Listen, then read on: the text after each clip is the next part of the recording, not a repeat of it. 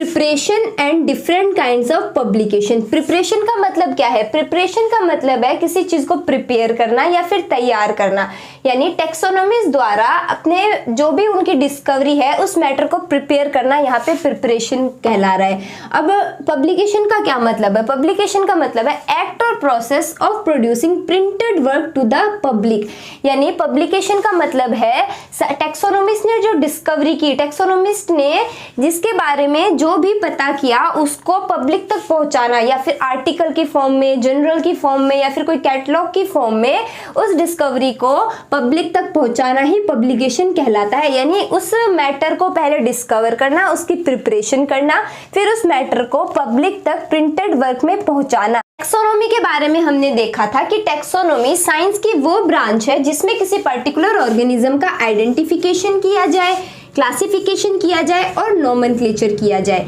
इसके बाद हम देखेंगे सिस्टमैटिक्स के बारे में। सिस्टमैटिक क्या होता है? Systematic to organize an organism into systematic और इन ए लॉजिकल वे। जब किसी ऑर्गेनिज्म का आइडेंटिफिकेशन कर लिया गया, उसका क्लासिफिकेशन कर लिया गया और उसका नोमेनक्लेचर कर लिया गया, उसके बाद उस ऑर्गेनिज्म को एक सिस्टमैटिक तरीके से, एक लॉजिकल तरीके से जब ऑर्गेनाइज किया गया तो उसे हम कहते हैं सिस्टमैटिक्स। और सिस्टमैटिक और टेक्सोनोमी को हम टुगेदरली कोई टर्म देना चाहे तो हम इसे कहेंगे सिस्टमैटिक बायोलॉजी।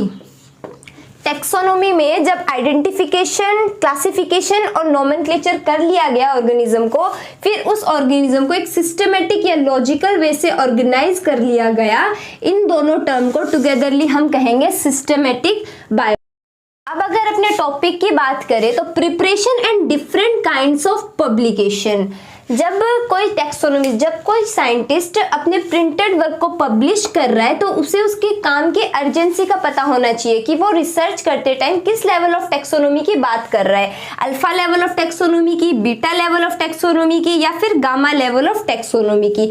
और जो भी वो पब्लिश कर रहा है, जिस भी आर्टिकल के फॉर्म में या फिर कैटलॉग के फॉर्म में या किसी जर्नल के फॉर्म में, तो उसे ये ध्यान में रखना चाहिए कि उसका जो पब्लिश किया हुआ वर्क है, उसका जो पब्लिश किया जो प्रिंटेड वर्क है वो उसके फेलो वर्कर के काम आए, या फिर आगे आने वाले साइंटिस्ट जब इवोल्यूशनरी स्टडी करे तो उसको इजीली ट्रेस कर पाए। इन सब बातों को टेक्सोनोमिस्ट को ध्यान में रखना चाहिए। अगर अल्फा लेवल ऑफ टेक्सोनोमी की बात करें तो ये फर्स्ट लेवल ऑफ टेक्सोनोमी है। टेक्सोनोमी के फर्स्ट लेवल के अंदर आता है अल्फा लेवल। इसमें कोई टेक्सोनोमिस्ट किसी ऑर्गेनिज्म की आइडेंटिफिकेशन के बारे में, उसके कैरेक्टराइजेशन के बारे में और उसके नोमेनक्लेचर के बारे में बताता है। और अगर बीटा लेवल ऑफ टेक्सोनोमी की बात करें तो ये सेकंड लेवल है टेक्सोनोमी का। इसमें कोई टेक्सोनोमिस्ट किसी पर्टिकुलर ऑर्गेनिज्म के नेचुरल ग्रुप्स के बारे में पता करता है और ये भी पता करता है कि कौन सा ऑर्गेनिज्म किस ऑर्गेनिज्म के साथ सिमिलरिटी शो करता है, किसके कैरेक्टर किस ऑर्गेनिज्म के साथ सिमिलर है, या फिर उनके एंसेस्टर जो है, उनके जो इवोल्यूशनरी रिलेशनशिप है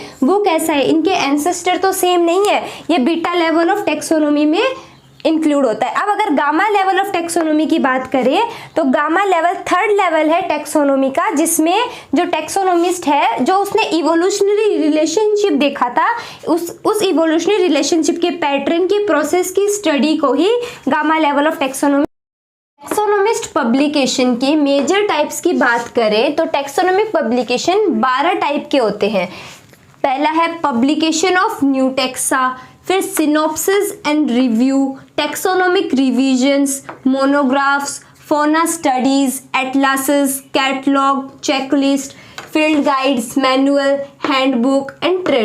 पब्लिकेशन ऑफ न्यू टेक्सा की, पब्लिकेशन ऑफ न्यू टेक्सा के अंडर जो न्यूली डिस्कवर्ड स्पीसीज है, सब स्पीसीज है और जो जेनेरा है उनके बारे में ऑर्डिनरी डिस्क्रिप्शन दिया हुआ होता है। और ऐसे जो डिस्क्रिप्शन है, पब्लिकेशन ऑफ न्यू टेक्सा के अंडर आने वाले जो डिस्क्रिप्शन है वो रिलेटेड स्पीसीज के बीच में जो कंपैरिजन है वो नहीं कर पाता। ये सिर्फ newly discovered species, sub species और जेनेरा के बीच में डिस्क्रिप्शन तो देता है लेकिन उनके बीच में जो रिलेशन है उनको कंपेयर नहीं कर पाता। सेकंड आता है हमारा synopsis and review. Synopsis and review जो है वो फ्यूचर रिव्यूज़ के लिए बहुत ज़्यादा यूज़फुल है। इसमें जो करंट सिस्टमेटिक नॉलेज है उसकी ब्रीफ समरी दी जाती है, जो करंट वाली जो नॉलेज है उसकी एक ब्रीफ समरी दी जाती है, और जो न्यूली डिस्कवर्ड स्पीसीज है उसकी भी डिस्क्रिप्शन एक ही जगह पर दी गई होती है सिनेप्सिस एंड रिव्यूज में। थर्ड हम बात करें टेक्सोनोमिक रिवीजन्स की। टेक्सोनोमिक रिवीजन जो है ये न्यू फाइंडिंग्स के लिए इनकॉर्पोरेट की जाती है, न्यू फाइंडिंग्स को इसमें इनकॉर्पोरेट किया जाता है, और इसमें जो प्रीवियस टेक्सोनोमिक कैरेक्टर है, पहले से जो डिस्कवर किए गए टेक्सोनोमिक कैरेक्टर है, टेक्सोनोमिक वर्क है, उनको भी इसमें समराइज किया गया है। फोर्थ अगर बात करें हम monograph is the most complete systematic publication. ये एक मोस्ट कंप्लीट सिस्टमेटिक पब्लिकेशन माना जाता है। इसमें जो स्पीसीज के बीच में जो कंपैरेटिव एनाटॉमी है उसका भी पता चलता है। टेक्सोनोमिस्ट को किसी ग्रुप ऑफ स्पीसीज के बारे में पूरी इंफॉर्मेशन मिलती है मोनोग्राफ्स के थ्रू। और ये जो इमेच्योर स्टेजेस होती है ऑर्गेनिज्म के बीच में, जब ऑर्गेनिज्म में इमेच्योर स्टेजेस जो आते हैं उनके बारे में भी मोनोग्राफ्स में बताया गया है। इमेच्योर स्टेजेस जैसे कि मेटामॉर्फोसिस। तो मोनोग्राफ क्या है? मोस्ट कंप्लीट सिस्टमेटिक पब्लिकेशन है, स्पीसीज के बीच में कंपैरेटिव एनाटॉमी को बताता है। किसी टेक्सोनोमिस्ट को किसी ऑर्गेनिज्म के बारे में पूरी इंफॉर्मेशन मिल जाती है, और जो इमेच्योर स्टेजेस होते हैं जैसे कि मेटामॉर्फोसिस उसके बारे में भी मोनोग्राफ में बताया जाता है। अब बात करें हम फोना स्टडीज की। फोना स्टडीज में किसी पार्टिकुलर रीजन में, किसी पार्टिकुलर आवास में यानी हैबिटाट में कोई जो फोना प्रेजेंट है उसकी जो डिटेल स्टडी है वो फोना स्टडीज में दी जाती है। एटलासिस की बात करें तो एटलासिस में क्या देखेंगे हम, एक पिक्चर की फॉर्म में जब डिस्क्रिप्शन दिया जाए किसी ऑर्गेनिज्म के हैबिटाट का पूरे वर्ल्ड में। इसमें देखना, ध्यान देना, फोना स्टडीज में क्या था, एक पार्टिकुलर रीजन में हैबिटाट में जो फोना रह रहे थे उसकी डिटेल स्टडी हम कर रहे थे, लेकिन एटलासिस में पूरे वर्ल्ड वाइड जो डिस्क्रिप्शन है उसको एक पिक्चर फॉर्म में बताना ही एटलासिस। अब बात करें कैटलॉग की। कैटलॉग ऐसे पब्लिकेशन है जिसमें कैरेक्टर ऑफ टेक्सा को लिस्ट के फॉर्म में दिया जाता है, यानी कि टेक्सा के जितने भी कैरेक्टर है, ऐसे पब्लिकेशन है जिसमें टेक्सा के जितने भी कैरेक्टर है उसको एक लिस्ट फॉर्म में अगर बताए तो उसे हम कहते हैं। अब बात करें चेकलिस्ट की। चेकलिस्ट की अगर बात करें तो एक पार्टिकुलर ज्योग्राफिकल एरिया में जो भी टेक्सोनोमिक ग्रुप है, एक पार्टिकुलर एरिया में, पार्टिकुलर ज्योग्राफिकल एरिया में जो भी टेक्सोनोमिक ग्रुप है उनके अंदर जो रिकॉग्नाइज टेक्सा है उनको एक लिस्ट के फॉर्म में बताना ही चेकलिस्ट कहलाता है। कि एक एरिया में कोई टेक्सोनोमिक ग्रुप है उसमें कितने टेक्सा रिकॉग्नाइज्ड है उनको एक लिस्ट के फॉर्म में बताना। फील्ड गाइड क्या है? फील्ड गाइड नॉन टेक्सोनोमिस्ट के लिए है कि फील्ड के अंदर जो एनिमल्स प्रेजेंट हैं उनके बारे में पता चल सके। ये एग्रीकल्चर पर्पस के लिए बहुत इंपॉर्टेंट होता है। ये नॉन टेक्सोनोमिस्ट के लिए है जिनको एनिमल्स के बारे में ज़्यादा जानकारी नहीं होती है।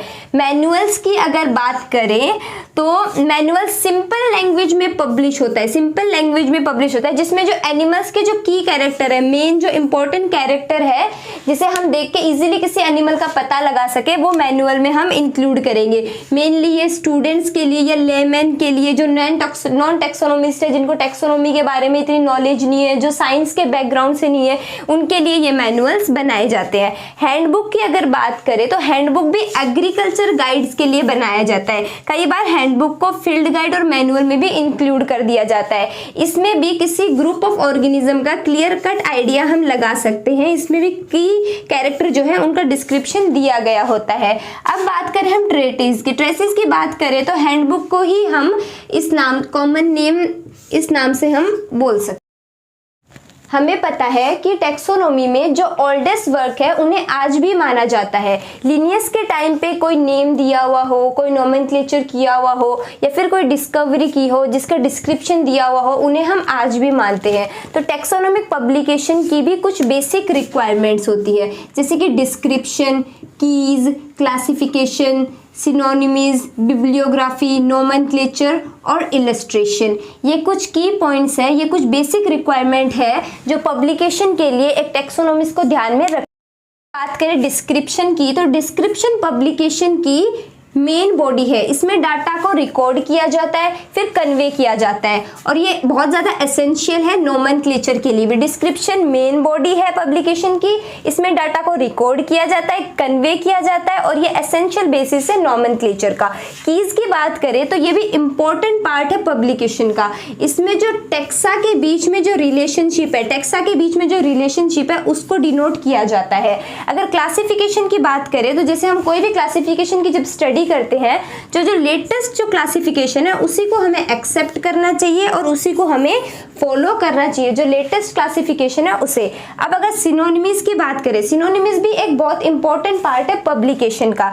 इसमें किसी भी टेक्सोनोमिस्ट को मान लो पहले कोई और नाम दिया गया फिर उस नाम को चेंज कर दिया गया, इसलिए जरूरी है कि जो लिटरेचर है उसकी स्क्रीनिंग करे ग्रुप की नेमिंग। बिब्लियोग्राफी में जो कंप्लीट सोर्सेस है, स्टडी से लिंक्ड जितने भी सोर्सेस है उन सभी को बिब्लियोग्राफी में इंक्लूड किया गया है। नोमेनक्लेचर की अगर बात करें तो जो नेम है, name should be written correctly in the zoological nomenclature. Zoological nomenclature में जो नेम है वो करेक्टली लिखा होना चाहिए। स्पीसीज और जीनस का, जैसे स्पीसीज का फर्स्ट लेटर कैपिटल होना चाहिए, जीनस का फर्स्ट लेटर स्मॉल होना चाहिए, दोनों स्पीसीज और जीनस के नेम जो है वो अंडरलाइंड होने चाहिए, ये सब आ जाता है नोमेनक्लेचर। इलस्ट्रेशन की बात करें तो ये एक बेसिक क्राइटेरिया है, the basic criteria of an organism which are going to be accept into the scientific world. Scientific world में एक बेसिक क्राइटेरिया ऑर्गेनिज्म का जो आगे जाके एक्सेप्ट होने वाला है वो आता है इलस्ट्रेशन के अंदर, और it becomes difficult to understand and compare the specimen without proper diagrammatic illustration. जैसे हमें पता है, हम मान लो किसी भी चीज़ को याद करते हैं, एक तो हम थ्योरी पढ़ते हैं या फिर एक उसका हम डायग्रामेटिक व्यू देखते हैं, डायग्रामेटिक वर्जन देखते हैं, तो वो चीज़ें हमें जल्दी समझ में आती है। इसलिए ये बहुत ज़्यादा एक्सट्रीमली डिफिकल्ट हो जाता है किसी चीज़ को अंडरस्टैंड करना अगर उसका डायग्रामेटिक इलस्ट्रेशन नहीं है। इसीलिए डायग्रामेटिक इलस्ट्रेशन भी बहुत इंपॉर्टेंट है पब्लिकेशन के लिए। तो ये कुछ बेसिक टेक्सोनोमिक पब्लिकेशन की बेसिक रिक्वायरमेंट्स थी जो इंपॉर्टेंट है पब्लिकेशन के लिए।